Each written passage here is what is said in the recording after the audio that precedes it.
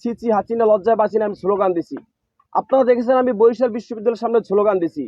তারাই তো বলছে 32 নম্বর যারা পুরাইছে তাদের ঘর বাড়ি পুরাই দেওয়া হবে, দিনের মতো পরিষ্কার তাই হয়েছে। 32 পুরানোর প্রথম তাদের পুরানো হয়েছে কাফির বাড়ি। এটা এই সরকারের ব্যর্থতা। আমি চাই এই সরকারের হাতকে আরো শক্তিশালী করা হোক। যদি সে না পারে ছাইরে দিয়া আস্তে করে বলুক দেশের মানুষ বিপ্লবী সরকার গঠন করুক। এটা তো সরকারের ব্যর্থতা। যারা পালাতক, যারা নিষিদ্ধ, তারা ক্ষমতায় তো আসতে পারে নাই। সেই অবস্থায় যদি দেশের মানুষের এভাবে, আমরা যারা ফ্রন্টে থেকে আন্দোলন করছি তাদেরকে, এবং গাজীপুরেও দেখবেন, এবং উপদেষ্টা নাহিদ ভাই, আসিফ ভাই, তাদের সচিবালয়েও তো আগুন দেওয়া হয়েছে। এই সরকারের ব্যর্থতা আমি মনে করি।